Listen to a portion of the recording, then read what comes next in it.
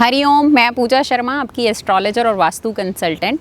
आजकल आप देख रहे होंगे कि दो ऐसे यूट्यूबर्स हैं जिनके ऊपर बहुत सारे वीडियोस बन रहे हैं और उनके बारे में काफ़ी चर्चा हो रही है। तो क्या स्टार्स और एस्ट्रोलॉजी और वास्तु न्यूमरोलॉजी उनको भी इफ़ेक्ट करती है?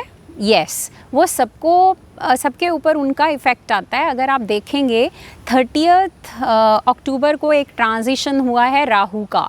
उसने बहुत बड़ा रोल प्ले किया है बहुत सारे लोगों की लाइफ में। अगर हम इन दो लोगों की बात करें, जो मैं ये नहीं यहाँ पे कह रही हूँ कि एक गलत है या दूसरा गलत है। मेरे अकॉर्डिंग अगर आप देखेंगे as per astrology, as per their number, अगर आप देखेंगे तो उनमें से ना तो संदीप जी गलत है और ना ही मैं ये बोलूँगी कि यहाँ पे विवेक जी का कोई यहाँ पे पूरा रोल है। अगर आप देखें स्टार्स कैसे रोल प्ले करते हैं, कहाँ वो इकट्ठे, उन्होंने कई बार शूट भी करा, डिस्कस भी करा, तो कैसे प्लैनेट रोल प्ले कर जाता है कि दो दोस्तों को भी दुश्मन बना देता है। अगर आप इन चीज़ों को ज़रा समझें तो एक जो मैंने बोला राहु का ट्रांजिशन जो 30 अक्टूबर को हुआ, उसने बहुत रोल प्ले किया। सेकंड, अगर आप देखेंगे कि जब भी आपकी लाइफ में कोई न्यू पर्सन आता है, आपकी एंगेजमेंट होती है, आपकी मैरिज होती है या आपका किसी भी तरह से एसोसिएशन होता है, उस पर्सन के स्टार्स भी आपके लाइफ में बहुत ज़्यादा रोल प्ले करते हैं। इसी तरह अगर आप देखेंगे कि अगर इन स्टार्स का कैसे कैसे आपकी लाइफ को पूरा चेंज करने में आपको पूरा चेंज कर देते हैं। अगर आप देखें कि अगर विवेक जी के स्टार्स के ऊपर इफ़ेक्ट हुआ, तो जैसे ही उनकी मैरिज हुई 7 दिसंबर के आसपास, तो उसके बाद उनके काफ़ी इश्यूज़ भी निकले। तो ऐसा नहीं है कि that person is unlucky, I am not saying that, but that is a compatibility of planetary. इसीलिए हम बोलते हैं कि जब भी अगर हम मैचिंग करें या चीज़ों को देखें तो हमें हमेशा एस्ट्रोलॉजी की हेल्प लेनी चाहिए, ताकि मैच मेकिंग में ये आपको बहुत ज़्यादा हेल्प करती है। तो इन डिस्प्यूट्स को क्या आप अवॉइड कर सकते हो कैसे? अगर हम उनका प्रॉपरली स्टार्स, दो लोगों की जब भी आप वेडिंग करें तो उनके मैच मेकिंग की जाए, उनके प्लैनेट्स की डिग्रीज चेक करी जाए, उनके हाउसेस को एनालिसिस किया जाए, क्या उनके चार्ट में साढ़े सती या राहु का इफ़ेक्ट तो नहीं आ रहा। अगर वो साढ़े सती और राहु का भी इफ़ेक्ट हो तो वो बहुत ज़्यादा ऐसा हो जाता है कि जिस रास्ते पे आप चलते चलते भी कभी कभी आप लेफ़्ट साइड में चले जाते हो या राइट साइड में चले जाते हो। सिमिलरली आपकी डेस्टिनी भी चेंज हो जाती है। इसीलिए कहा जाता है कि मैच मेकिंग ज़रूर करनी चाहिए। अगर आपकी हॉरोस्कोप नहीं है, आपको एग्जैक्ट टाइम ऑफ बर्थ नहीं है, तो एस्ट्रोलॉजी के साथ तो आप मैच मेकिंग नहीं कर सकते। बट येस, अगर आपका डेट ऑफ बर्थ है, न्यूमरोलॉजी की आप हेल्प ले सकते हो।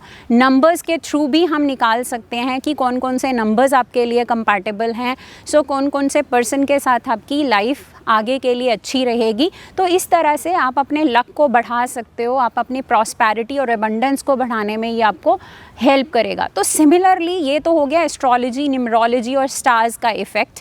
अगर आप देखेंगे इसी तरह से वास्तु भी आपकी लाइफ में बहुत रोल प्ले करता है। अगर आपने पूरा घर भी वास्तु कंप्लाइंट बनाया है, तो जब आपके स्टार्स की पोजीशन ऐसी चेंज होती है तो आप देखेंगे कोई ना कोई आप ऐसी चीज़ घर में ले आएंगे या आप रेनोवेशन करेंगे, उसमें कोई ना कोई ऐसे टाइल्स या पत्थर या कलर कॉम्बिनेशन आप ऐड कर लेते हो जो उस रूम के लिए या उस प्लेस के लिए बिल्कुल भी कंपैटिबल नहीं है। फॉर एग्जांपल, आपका ईस्ट, आप बोलोगे ईस्ट साइड में मेरी एंट्री है, ईस्ट तो हम बहुत ही अच्छा कंसिडर करते हैं, बिल्कुल ठीक। बट अगर आपने वहाँ पे ब्लैक पत्थर लगा दिया या फिर ब्लैक वहाँ पे फ्लोरिंग्स ब्लैक कलर की कर दी या आपने गेट ब्लैक कलर का चूज़ कर दिया, तो डेफिनेटली वो सारे सैटर्न के शेड्स हैं।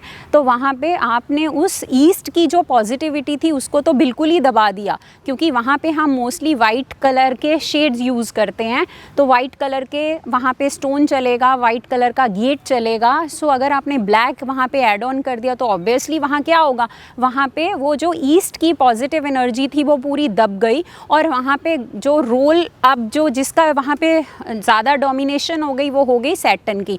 तो वहाँ कंपैटिबिलिटी रह नहीं सकती। इसीलिए भी बोलते हैं कि अगर आपने वो घर भी वास्तु के अकॉर्डिंग बनाया बट दैट कलर कॉम्बिनेशन या एलिमेंट्स को हमने डिस्टर्ब करा या रेनोवेशन के जब हमने करा तो उसमें थीम चेंज कर दिया, तब भी वो वहाँ की पॉजिटिविटी को पूरा डिस्टर्ब कर देता है, जो आगे जाके आपकी लाइफ में हर्डल करता है।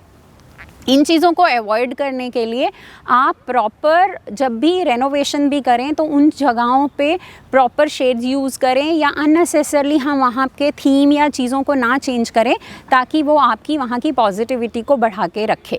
सो इस तरह से आपके स्टार्स, आपके हॉरोस्कोप्स और आपके जो वास्तु की चीज़ों को हम चेंज करते हैं, गाइडलाइंस के अगेंस्ट चलते हैं, तो वहाँ की एनर्जी को पूरी तरह से नेगेटिव और इनफैक्ट डिस्ट्रॉय कर देता है। जो आपका एक नेम फेम जोन है, सपोज़ वहाँ पे साउथ डायरेक्शन है और वहाँ पे आपने रेड ऑरेंज कलर के शेड्स डाले हैं, या वहाँ पे आपने मेटल सारी कॉपर या रोज़ गोल्ड शेड के डाल रखे हैं, तो जैसे ही आप इसको चेंज कर दोगे तो आप देखोगे कि जो पॉजिटिव एक तरीके का नेम फेम चल रहा था, सो वहाँ पे सारा उल्टा होना शुरू हो गया। सो इसीलिए वहाँ पे हमें इन चीज़ों को अवॉइड करना चाहिए ताकि आपस में वो बैलेंस बना रहे सारे एलिमेंट्स का, वहाँ की एनर्जी बैलेंस रहे और आप लोगों की जो लाइफ है वो स्मूथली चलती रहे। सो ये सारे टिप्स आप यूज़ करें, चाहे वो एस्ट्रोलॉजी के हैं या वास्तु के हैं, इनको आप यूज़ करें और अपनी लाइफ में उसको चेंजेस में देखें, पॉजिटिव चेंजेस में आपको वो रिज़ल्ट लाने में हेल्प करेंगे,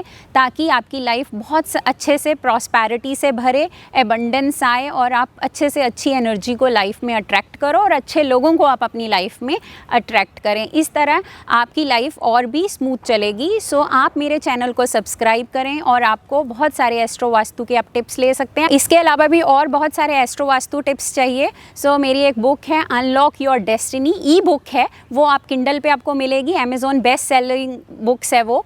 सो आप उसको बाय कर सकते हैं। आपकी लाइफ को और बेटर तरीके से आप कैसे, वो 60 टिप्स मैंने शेयर करे हैं जो आपकी लाइफ को पॉजिटिवली चेंज करने में हेल्प करेगी, वो अब नीचे डिस्क्रिप्शन में आप उस बुक को लिंक पे जाके क्लिक कर ले और you can by that book. Thank you so much.